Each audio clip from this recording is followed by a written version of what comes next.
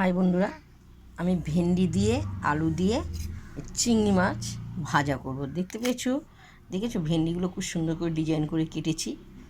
দেখতে পেয়েছো?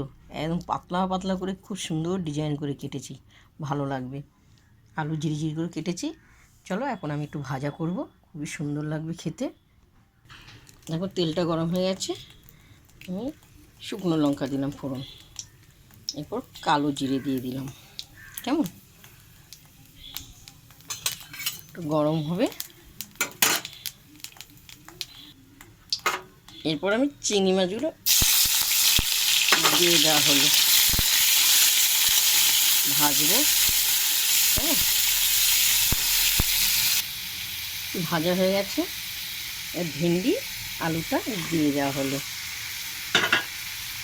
দেখেছো ভেন্ডি যত পাতলা পাতলা করে কাটবে তত ভালো লাগে। আমি ভেন্ডি এইভাবে ভাজার জন্য এইভাবে ডিজাইন করে কাটি, আমার খুবই ভালো লাগে। কেমন, যা হোক, এরপর স্বাদ মতো নুন আর হলুদ দেওয়া হলো। ভালো করে নেড়ে চেড়ে ভাজো তোমরা, এবং ভাজা হবে চিংড়ি মাছ দিয়ে, খুবই সুন্দর লাগবে। চিংড়ি মাছের গন্ধটাই ভালো লাগে। যা হোক, একটু ভাজা হবে। দেখো ভাজার কোনো একদম পুরো পাতলা পাতলা করে কাটা হয়েছে না, জিরি করে, তাড়াতাড়ি সিদ্ধ হয়ে যাবে। কেমন, আলুটাও খুব জিরি করে কাটা হয়েছে, ভেন্ডিগুলো তাড়াতাড়ি হয়ে যাবে। কেমন খুব সুন্দর গন্ধটা বেরিয়েছে। তোমরা তো চিংড়ি মাছ দিয়ে আলু দিয়ে তারপর ভেন্ডি দিয়ে তরকারি করা হয় সর্ষে বাটা দিয়ে, ভাজাটাও ভালো লাগে, অপূর্ব লাগবে খেতে। গরম ভাতে তো খুবই সুন্দর লাগে।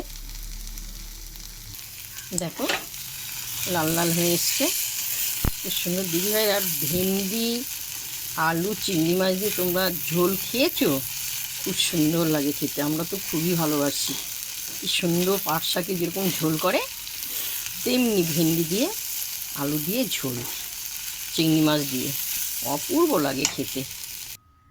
প্রথম থেকে লাস্ট তোমাদেরকে দেখালাম ভেন্ডি আলু চিংড়ি মাছ দিয়ে ভাজা। দেখতে পেয়েছো খুব সুন্দর, অসাধারণ।